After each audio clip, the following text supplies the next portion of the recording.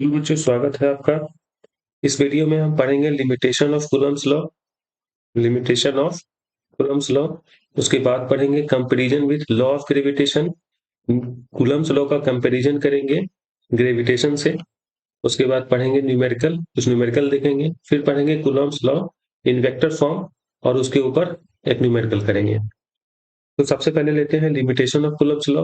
Coulomb's law का limitation क्या है? तो सबसे पहला देखिए, it is applicable only for point charge. ये केवल और केवल पॉइंट चार्ज के लिए एप्लीकेबल है and not for extended charge. Extended charge के लिए अवेलेबल नहीं। जैसे ये क्यू पॉइंट चार्ज है, इसके लिए हम क्या लगा सकते हैं? कूलम्स लॉ लगा सकते हैं। और देखिए क्यू चार्ज को प्लस प्लस प्लस प्लस करके इसे बांट दिया गया, एक्सटेंड कर दिया गया, तो इसके लिए हम कूलम्स लॉ नहीं लगा सकते हैं। पॉइंट चार्ज क्या होता है बच्चों? पॉइंट चार्ज वो होता है जो डिस्टेंस के कंपैरिजन में छोटा होना चाहिए charge. The size of charge must be very small compare to distance between charge. ठीक है, अगला पॉइंट देखते हैं। It is applicable only for stationary charge. जो चार्ज रुका हुआ है, स्टेशनरी मतलब रुका हुआ, उसके लिए एप्लीकेबल है। देखिए अगर Q1 दो चार्ज है, Q1 Q2 दोनों अगर रेस्ट में है तो हम क्या लगा सकते हैं? कूलम्स लॉ लगा सकते हैं। दोनों मोशन में है तो नहीं लगा सकते हैं। ठीक है, एक चार्ज अगर मोशन में है और दूसरा चार्ज रेस्ट में हो तो हम क्या लगा सकते हैं? कूलम्स लॉ लगा सकते हैं। अगर डिस्टेंस, तीसरा पॉइंट क्या कहता है? It is not valid if r less than 10 के पावर माइनस 15 मीटर। अगर डिस्टेंस जो है 10 के पावर माइनस 15 मीटर से भी कम है तो हम कूलम्स लॉ नहीं लगा सकते हैं। नोट में देख लीजिए क्या लिखा हुआ है, कंजर्वेटिव फोर्स। कंजर्वेटिव फोर्स क्या होता है? कंजर्वेटिव फोर्स वो होता है जिसके द्वारा वर्क डन राउंड ट्रिप में, जैसे मान लीजिए हम ए से चले, बी से गए, सी से गए, डी और डी से ए पर आ गए, ये क्या हुआ? हमारा राउंड ट्रिप। तो राउंड ट्रिप में कंजर्वेटिव फोर्स के द्वारा वर्क डन जीरो होता है। वो कंजर्वेटिव फोर्स वो होता है जिसके द्वारा राउंड ट्रिप में वर्क डन क्या होना चाहिए? जीरो होना चाहिए। ठीक है, तो कौन कौन सा कंजर्वेटिव फोर्स है? देखिए, work done by A conservative force in A round trip is zero. Example में क्या है? इलेक्ट्रोस्टैटिक फोर्स क्या है? कंजर्वेटिव फोर्स है। ग्रेविटेशनल फोर्स क्या है? कंजर्वेटिव फोर्स है। स्प्रिंग फोर्स क्या है? कंजर्वेटिव फोर्स है। मैग्नेटिक फोर्स भी कंजर्वेटिव फोर्स है। अब आगे देखते हैं। अब क्या करते हैं? कंपैरिजन करते हैं, कूलम्स लॉ का कंपैरिजन करते हैं न्यूटन्स लॉ ऑफ ग्रेविटेशन से। तो कूलम्स लॉ और न्यूटन्स लॉ ऑफ ग्रेविटेशन दोनों सिमिलर है। Coulomb's law is similar to Newton's law of gravitation. देखिए फॉर्मूला क्या है इसका? Q1 Q2 है, दोनों के बीच डिस्टेंस r है। तो फोर्स क्या होगा? Electrostatic force K Q1 Q2 बटे में r स्क्वायर। दो मास है, एक मास m1 है और एक मास m2 है। देखिए दोनों के बीच जो फोर्स लगेगा, अट्रैक्टिव फोर्स लगेगा। ग्रेविटेशनल फोर्स कैसा होता है? अट्रैक्टिव फोर्स होता है G m1 m2 बटे में r स्क्वायर। पहले दोनों में सिमिलरिटी देख लेते हैं। सिमिलर क्या है? Fe मतलब electrostatic force, Fg gravitational force, both follow inverse square law. दोनों में क्या है? F inversely proportional to r square. दोनों में क्या है? ये F फोर्स और डिस्टेंस में क्या है? उल्टा उल्टा संबंध है, स्क्वायर के इनवर्सली प्रोपोर्शनल है। ठीक है, बोथ आर सेंट्रल फोर्स। दोनों क्या है? सेंटर से सेंटर लगता है। चार्ज के सेंटर, एक चार्ज के सेंटर से दूसरे चार्ज के सेंटर की तरफ फोर्स लगता है। उसी तरीके से मास में क्या होगा? मास का जो सेंटर होगा, दूसरे मास का जो सेंटर होगा, सेंटर से सेंटर फोर्स लगता है। और दोनों कैसा फोर्स है? कंजर्वेटिव फोर्स है। देखिए डिफरेंस देखते हैं। डिफरेंस के Fe can be attractive. Electrostatic force क्या हो सकता है? अट्रैक्टिव भी हो सकता है, रिपल्सिव भी हो सकता है। लेकिन ग्रेविटेशनल फोर्स जो है हमेशा कैसा होता है? अट्रैक्टिव होता है। Fe can be attractive as well as repulsive in nature, but Fg is always attractive in nature.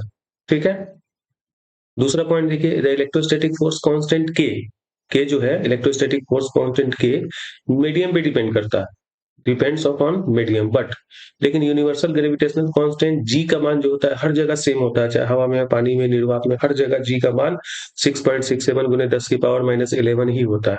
ठीक है, Fe इलेक्ट्रोस्टैटिक फोर्स बहुत ज्यादा स्ट्रॉन्गर होता है ग्रेविटेशनल फोर्स से। देखिए के का मान कितना? 9 गुने 10 की पावर 9 होता है एयर वैक्यूम फ्री स्पेस के लिए। और जी का मान 6.67 गुने 10 की पावर माइनस में 11, इसलिए ये क्या होता है? बहुत कमजोर फोर्स होता है। ठीक, अब इसके ऊपर देख लेते हैं न्यूमेरिकल। न्यूमेरिकल क्या कह रहा है? Find the ratio of electrostatic force to gravitational force. Electrostatic force to gravitational force between two electrons kept in free space. दो इलेक्ट्रॉन को क्या किया है? एक इलेक्ट्रॉन यहाँ है, एक इलेक्ट्रॉन यहाँ है, फ्री स्पेस में रख दिया है। दोनों के बीच का डिस्टेंस कितना है? r है। तो हमसे क्या कह रहा है, इलेक्ट्रिक फोर्स एफ ई बट्टे में एफ जी बताने के लिए कितना होगा। ठीक है, तो देखिए मास ऑफ इलेक्ट्रॉन कितना होता है 9.1 गुने 10 की पावर माइनस 31 केजी, और चार्ज इलेक्ट्रॉन कितना होता है 1.6 गुने 10 की पावर माइनस 19 कूलम। के का मान कितना होता है 9 गुने 10 की पावर 9, जी का मान 6.67 गुने 10 की पावर माइनस 11। इलेक्ट्रोस्टैटिक फोर्स सबसे पहले के Q1 Q2 बट्टे में आर स्क्वायर हो जाएगा, और ग्रेविटेशनल फोर्स कितना हो जाएगा एफ जी बराबर जी M1 M2 बट्टे में आर स्क्वायर। ठीक है, तो ये दोनों क्या है, दोनों इलेक्ट्रॉन है। ठीक है ना, दोनों इलेक्ट्रॉन है तो दोनों का चार्ज क्यू ई, इलेक्ट्रॉन दोनों सेम है ना, दोनों इलेक्ट्रॉन सेम है तो चार्ज सेम होगा, क्यू ई स्क्वायर लिख सकते हैं।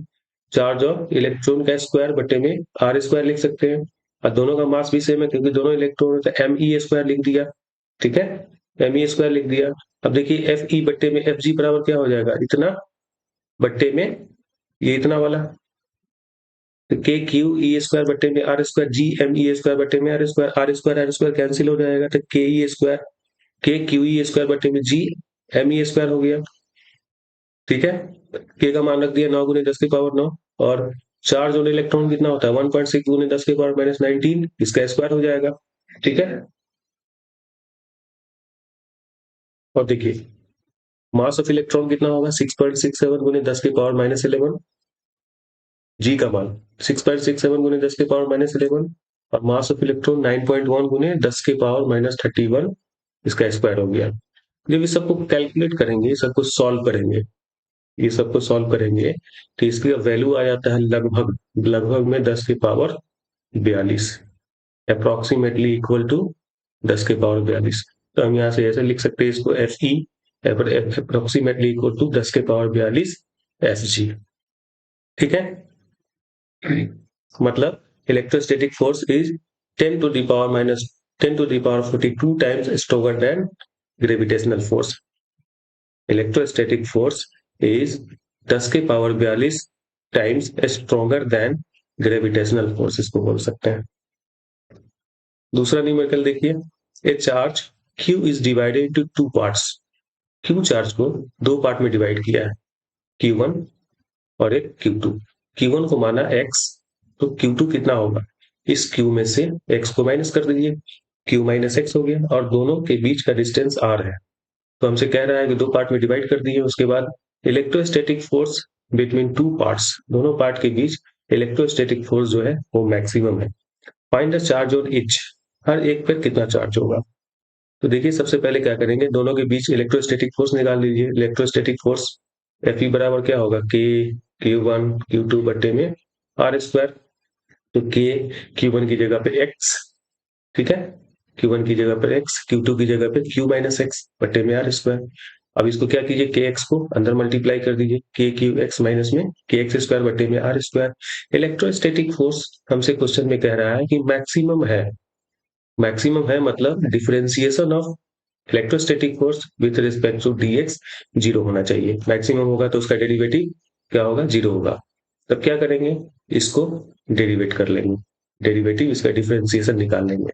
डिफरेंशिएशन ऑफ के क्यू एक्स माइनस के एक्स स्क्वायर बटे में आर स्क्वायर। अब देखिए एक्स के रिस्पेक्ट में डिफरेंशिएट कर रहे हैं तो आर स्क्वायर कॉमन हो जाएगा, कांस्टेंट हो जाएगा 1/r स्क्वायर। अब देखिए के भी कांस्टेंट क्यू भी कांस्टेंट, तो एक्स वाला एक्स के रिस्पेक्ट में कर रहे हैं तो एक्स वाला डेरिवेटिव होगा, तो एक्स का डिफरेंशिएशन 1 हो गया, और ये वाला के कॉमन हो जाएगा, तो एक्स स्क्वायर का 2x होगा, तो 2kx लिख दिया, आर स्क्वायर उधर गया जीरो, के क्यू माइनस में 2kx बराबर में जीरो।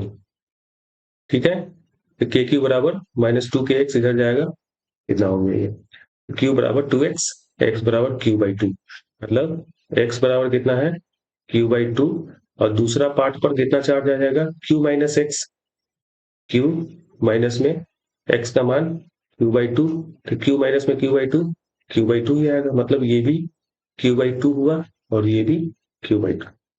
ठीक है, मिलते हैं नेक्स्ट वीडियो में।